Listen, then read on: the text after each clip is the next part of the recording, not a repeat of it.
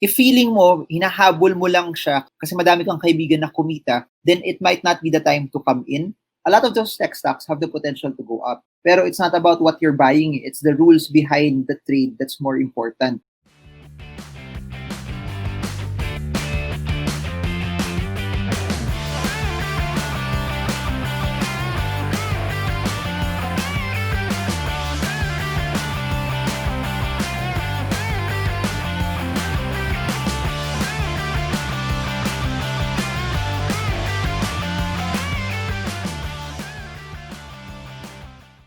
Hey guys, welcome back. We're still waiting for our special guest, Mr. Marvin Germo. Pauwi pa lang daw siya. So, he's gonna be in here with me and we'll be able to answer your questions, especially if you have questions about stocks, investments, how to make your money work for you. He's the guy. Okay, bro. Thank you for joining us here tonight. Galing kay Patrick, may tanong siya sa'yo. Where does a super rich guy like Marvin Germo put his money to grow? What are your investments?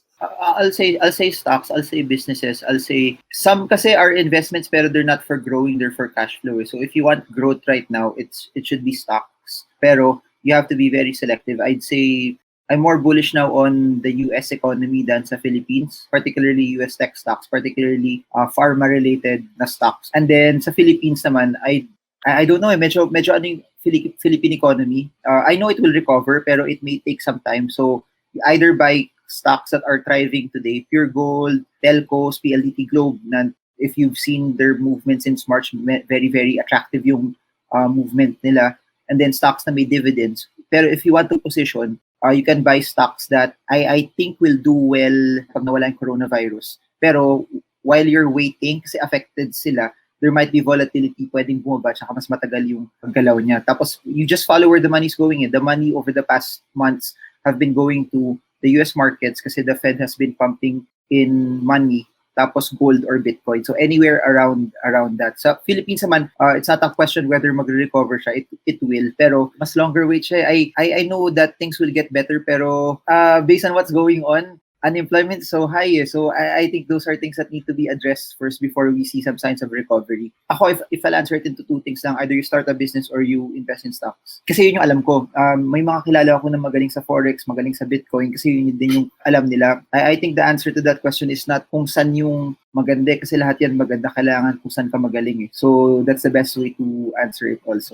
I'll follow up with that question kasi ako mismo interested eh. So you split your accounts, di ba? May trading account ka, may investment na long term. I wonder lang, doon sa investment accounts mo, when the stock market of here in our country was being volatile and a lot of them were going down, did you pull out? Did you sell? Or did you put in more actually nung bumaba siya? Actually, baliktad. Nung bumaba siya, so for trading, the ones that are going down, I was in cash on those positions. For the ones na investing, kasi for investing, the technique is pag mahal siya, stay away. Pag mura siya, yung mga bargain deals, you would want to come in. So, nung March, ako, in my opinion, I positioned better sa investing nung time na yun as compared now na kung papasok pa rin ako sa investing account ko, mas strategic. Like, for example, this week, madaming stocks na bumaba, very, very selective as compared nung March. So, something like that. So, sa position trading din, unless it's the ones that are up like Pure Gold, Nickel Asia, PLDT, yun yung pang position trade. Pero quick trading, you can still trade them on a regular basis. So, to answer your question, baliktad ako nung bumabagsak yung market, yung trading account ko, yung mas defensive ako nun, mas offensive ako nung mas mura yung mga stocks na matagal ko nang gustong bilhin. Pero dahil hindi siya ganun kamura dati, hindi siya ganun ka-bargain, I stayed away. Pero when they became so cheap, they were good areas for me to start investing. Yun nga lang, at the time kasi na nakakatakot lahat, at the time na bagsak lahat, dun medyo may uncertainty also eh. That's why whenever you position like that, hindi mo naman kailangan ilagay lahat in one go and in one position. So you can also stagger it. And then hindi mo tinanong, meron akong style na habol ko dividends. So, dun sa mga style na habol ko dividends, as long as the yields were attractive for me, pasok na rin ako. When do you pull out on those dividend stocks? Wala. I don't, unless nagbago, pag hindi na maganda yung dividends, if I don't like the dividends anymore or the company's not good anymore, hawakan ko na siya. Forever na yun. Is that rare? When does that happen? Meron naman. Like for example, there was a time, couple of years ago, yung dividends ng PLDT, hindi siya ganun ka-attractive. Dati nagbibigay sila 200 plus per share. Ngayon, 70 plus pesos na lang per share. Pero pag binili mo siya ng 1,000 couple of months ago, that gives you 7% yield. So, attractive na siya for me at that time. So, meron that it still happens eh. There was a time GMA7 gave 70 cents yata na dividends. This year, 30 cents na lang. So, may mga instances also where the dividend, you can get a better yield somewhere else also. Pag hindi na attractive sa akin yung yield based on the price that I bought it, either I get out, transfer to another, or I just stay in cash also. Tapos pag naging mura siya ulit, or at least mas maganda yung price, pwede ko naman balikan. Yun yung maganda sa stock market eh. You can always come back at a price later on that you want it to be. Now that you're trading more of US stocks, and they also yield dividends, diba? To clarify lang, I'm still trading both. I'm just more bullish on US stocks than Philippine stocks. So meaning, kung ano yung position ko sa Pilipinas, for example, may piso ako sa Pilipinas, may piso ako sa States, pareho pa rin nandun yung piso ko. It's just that pwedeng yung piso na yun nakakash yung majority of that. Kung 80 cents nakakash, ganun. Pwedeng ganun. Pero di ako nagpa-pull out. Siguro, most likely, kung may fresh funds, I will allocate more sa US than the Philippines. Pero kung ano yung current na naka-allocate sa Philippines, I'm not taking it out also. Kasi babalik din naman siya eh, aakyat din naman siya eh. Pero yung babalik at aakyat naman siya, yung cost nun habang naghihintay ka, is it worth it? Meaning, do you earn more na pag dun ka mag-position sa ibang stock? So to give you an example, to be honest, nagulat din naman ako. I didn't expect Facebook to be like this. I didn't expect Amazon to be like this. So grabe yung gains eh. Oh, but this is sila pa nga, they're not even at the levels of where Tesla is right now eh. So insane yung US na parang walang recession na nangyari eh. Yeah, so I'm going to go on with the question of Mark Davis. Sabi niya, what's the first investment? Your investment and my investment, then he asked. And why did we choose to invest in it? First investment ko, mutual fund eh. That was, I think, first year ko na nagtatrabaho ako. So, I think that was the first one. So, I wasn't really into investments at that time. I was really more into, kasi nagbasa kasi ako ng mga Robert Kiyosaki books out eh. Tapos, si Robert Kiyosaki, ayaw niya ng mga mutual fund eh. He wasn't a fan of it eh. So, sabi ko, ayoko rin ng mutual fund kasi, totoo naman, pag may 10,000 ka, kumita yung mutual fund ng 30%, you only get 3,000. Pero yung 10,000 na yun, pwede maging 100,000 sa business eh. Yun yung mentality ko. Pero when I started trying it also, sabi ko, okay na rin. Kasi there has to come to a point na, for example, yung 10,000 mo naging 100,000 from business. Sample lang, you have to take, yung kailangan mo lang capital for the business, for example, na kailangan mo ibalik, sabi mo, kailangan mo lang, kunyari, inventory kailangan mo ng extra 20,000. So, 30,000 lang siya. So, may extra ka pa. So, at that time, parang sabi ko, some of the things na hindi ko kailangan, i-invest ko na lang. That's why I started to try it. So, ako yun, it was more of convenience kasi ayoko rin mag-stocks. Ano lang talaga, I just tried it. And then, binabantay ako siya araw-araw. So, nung binabantay ako siya araw-araw, sabi ko, if I'm watching this every day, might as well try stocks na rin. After that, nag-bonds ako. After that, nag-ETFs ako. After that, nag-REITs ako. Then, after that, US markets, US and Singapore markets na rin. And then, after that, I tried, siguro, pinaka-last na late na try ko was cryptocurrencies. I think more than a year ago or 2 years. Wala pa 2 years eh. So, yun yung pinaka-last. Sa lahat ng current na ngayon, yung pinaka-last sa akin. Mine was business. That was the first investment I did. I invested more in SEO Hacker as it was growing, and it needed capital. Growth in business is actually capital intensive. So when you're growing, you need to hire more, you need to renovate, you need a bigger office, you need more equipment like laptops, better internet. So you can imagine the capital you need to reinvest in it. And so my first investment would be reinvesting in the business. In terms of a non-business investment, my first investment would be through a friend who was doing Forex during that time. Kumita naman. So, happy naman ako dun sa investment. I had a lot of private investments actually. But I choose private investments. Pag sinabi nilang guaranteed, I stay away from it. Pero pag wala silang sinabi, that's actually a better signal for me to invest. Especially pag sinabi lang may risk or your capital, your money's at risk, then for me, that makes more sense. What type of investments can you suggest for young couples? Same pa rin. The answer will always be the same. You invest with what you know, what you can tolerate. So, young couple, old couple, single na wala pag-asa magka-love life, joke lang. Single na may pag-asa magka-love life, regardless of what your status is, you always invest in what you know, what you can understand, what you can tolerate. And also, syempre may proportion yan of what your capital is. Kasi for example, meron kang 100,000, syempre hindi ka pa pwede mag-real estate nun because the capital for real estate is much higher. So, yun lang yung mga kailangan i-consider kasi, for example, so much opportunity in Forex pero you don't know how to trade Forex. You don't know technicals. Ayaw mo bantayan yung nangyayari sa market. So, for example, kung Forex trader ka, si Meg Suzuki taga Japan, alam ni Meg Suzuki na one of the best prime ministers in Asia is stepping down, si Shinzo Abe. Shinzo Abe, a very, very respectable statesman na hindi natin nakikita na ngayon sa Asia in general. He's very, very good. So, some people will check, sino kaya yung papalit? Ano yung mga policies niya? So, they will, baka magkaroon ng volatility sa market yan. Or for example, yung Brexit. Forex traders are watching that also. So may pros and cons yan eh. Mga kilala ko na nagpo-Forex. Gusto nila Forex kasi two reasons. Number one, yung currency pairs, konti lang. Pag nag-US stocks ka, 1,000. Pag nag-Philippine stocks ka, hundreds. Ang dami mo kailangan i-filter out.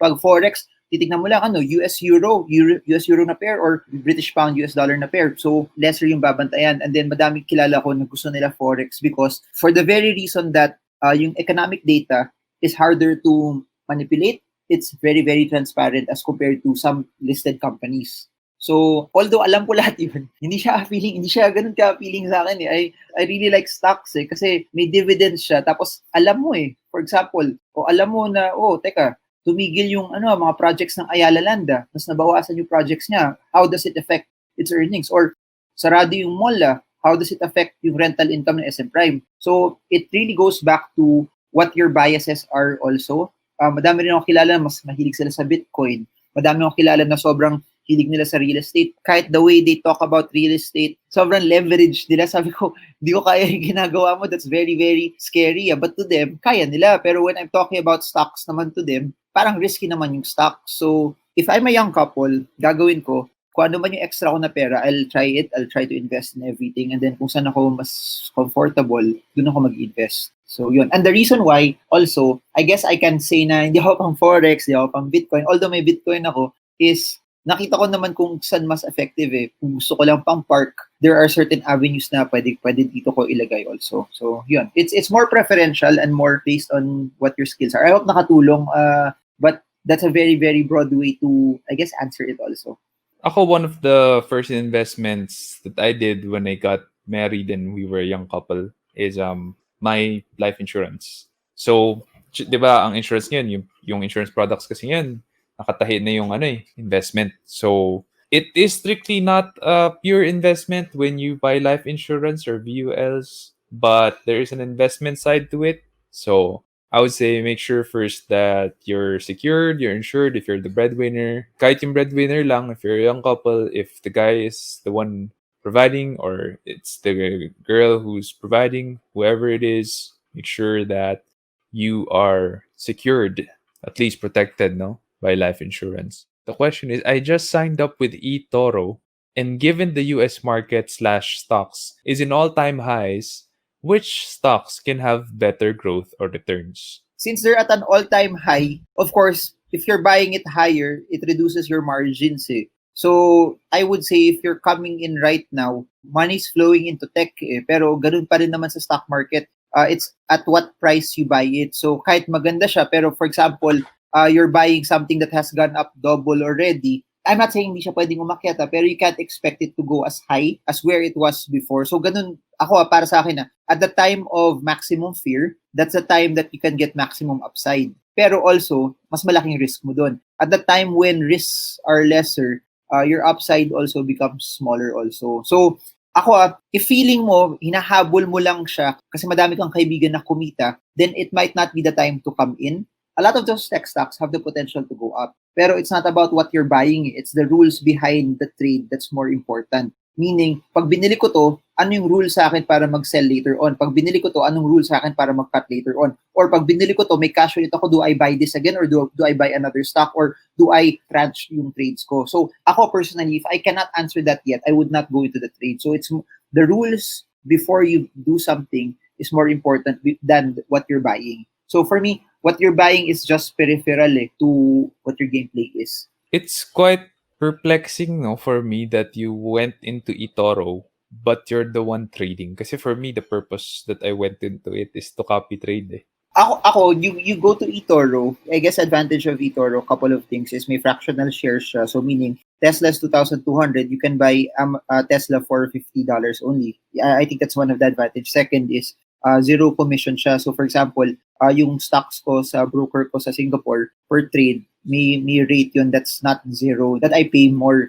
That's, I think, the second advantage if you want to trade it on your own. Third is may leverage siya. Then fourth is yung copy trading. So, kunyari, magaling ka sa stocks pero hindi ka magaling sa forex, copy mo yung nagpo-forex. So, pwedeng ganun din. That's one way to do it. Kasi, I think advantage ng eToro is hindi siya mukhang broker, mukha siyang social media platform eh. So, it's simple for everyone to do it eh. I think yun yung underlying advantage niya for people who want to come in. Hindi siya ganun kahirap na maintindihan. Tapos, where do you find something na imbes na ticker symbol yung nakalagay yung logo mismo ng company. So, I think they're simplifying it for people na hindi masyado mahilig sa stocks pero gusto nila mag-invest doon. Hindi ka nagka-copy trade doon? Meron from time to time, oo. Pero normally kung copy trade, it should be yung hindi connected sa stocks or yung ginagawa nila, hindi ko masyado ginagawa sa totoo kung the way I would do my own personal trades. So, it's my way of diversifying or hedging also na kung mali man ginawa ko, mali yung position ko, the other person is doing something opposite to me, something like that. When you say from time to time, that means you close some positions, di ba? Oo, close. When is the time you close a copy trading position? Pag kumita na.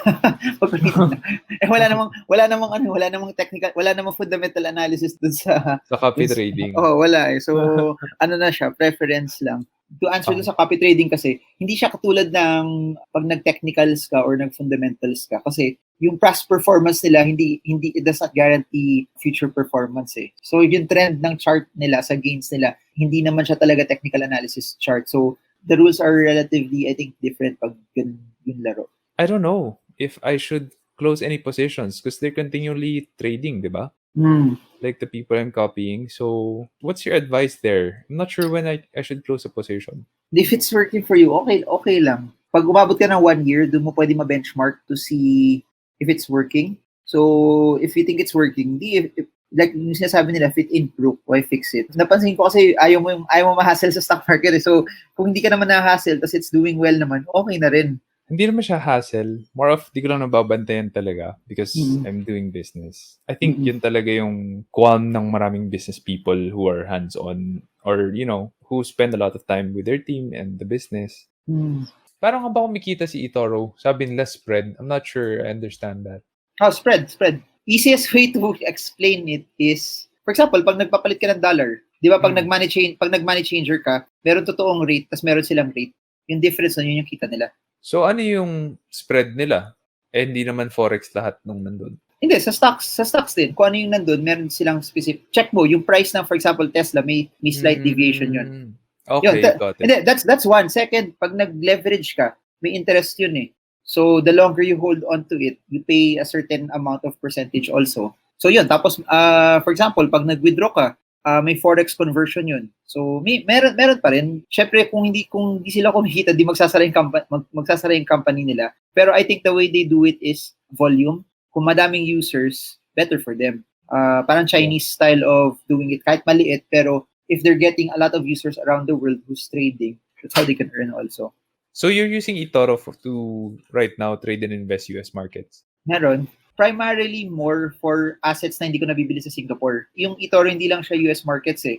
Meron siyang Bitcoin, meron siyang exchanges na labas also sa US, meron siyang gold. So, more for that. I think advantage nung eToro is pwede ka bumuni ng indices pa ng iba-ibang region. So, you can't have that in other platforms. So, kung ano man yung hindi available sa Singapore, that's parang yung delta na advantage ng eToro. Got it. For example, Facebook. Matagal na kasi ako may Facebook sa dati kong broker eh. So, doon ako naglalagay ng position also kasi nandun talaga yung allocation ko. Who do you recommend to copy trade? Can I copy Sir Marvin? So, ayan. To copy, 3 people sa foreign markets. 2 na interview ko na, isa coming soon. Si Heloise Grief, Olivier Danvel, and si Jay Nemesis.